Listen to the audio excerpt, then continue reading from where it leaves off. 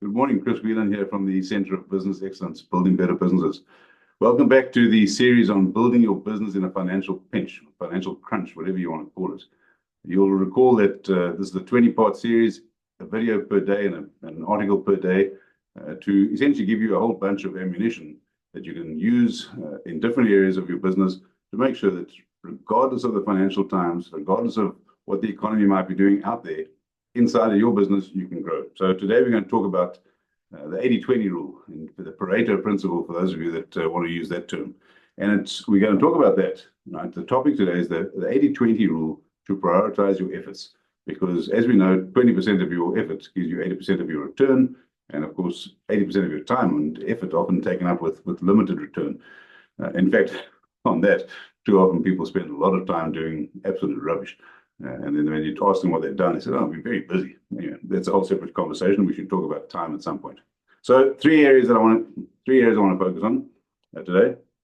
Number one, focus on high impact activities. That's kind of, I suppose, what I've just said a moment ago. People that focus on low impact activities, low value activities, not going to go anywhere. So you want to make sure that you focus your efforts on areas that drive 80% of your return, 80% of your results, 80% of your return. That's number one.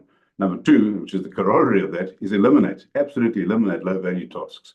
Right? The ones that don't add value, let's get rid of them. Let's make sure we don't waste our time on them. And then number three, you want to adjust your resource allocation as well, not just your own time, but your team's time, if you've got a team, if you're in business, and make sure that you actually putting all of the efforts into the high value areas. So 80-20 rule, it's a principle that we want to make sure we adopt in our lives from the time we get up in the morning right the way through the day. Five areas, what I call strategies to use this. Number one, identify your key revenue sources. And if you've got products or services, get a list. It doesn't have to be terribly sophisticated. Get a list.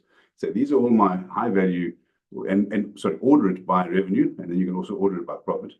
Allocate your resources, track the trends, and then again, you can say, hang on, these 20 over here out of the 100, let's call it, are the ones that are giving me the most revenue, the most profit for the least effort, and then put your time into that.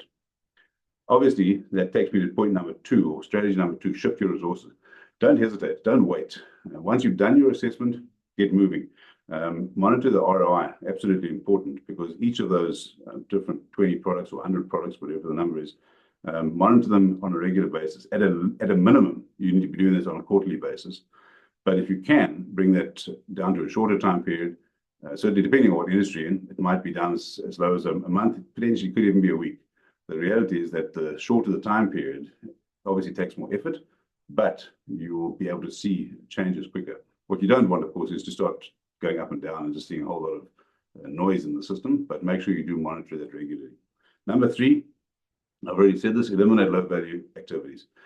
Be brutal, be absolutely brutal. Don't allow yourself to be lazy in this regard. Be honest, and if you want to know more, I'll happily work with you to conduct what I call a super quick time study, right? An SQTS, super quick time study. We'll monitor exactly what you do and write down the high value activities, the things you enjoy doing, and we'll put effort into that. The other things you can outsource, right? The low value activities, all the things that you hate doing, I suppose that's the other way of looking at it. But make sure that you're brutal with yourself. Don't allow, no, I really should be doing this. Don't allow, some people think that saving a wage is actually making money.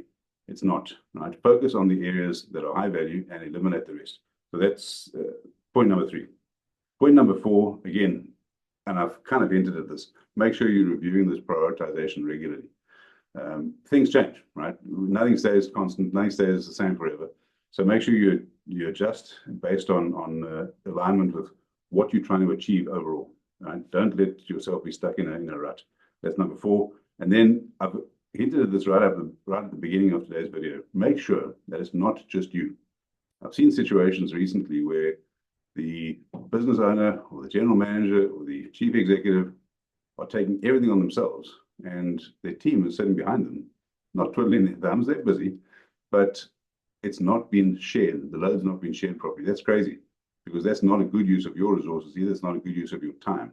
As a business owner or as a general manager, chief executive, you want to be making sure that you influence to get things done. So as much as it's important to do the 80-20 in your own work and in your own life and in your own focus areas, make sure that you're rolling that down to your teams as well.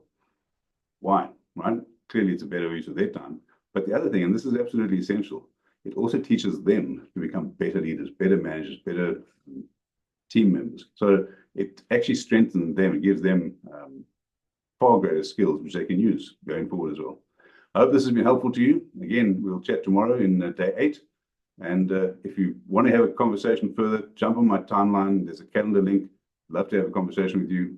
Quick, easy. We can see what we can do in your business. Have a great day. All the best. Bye-bye.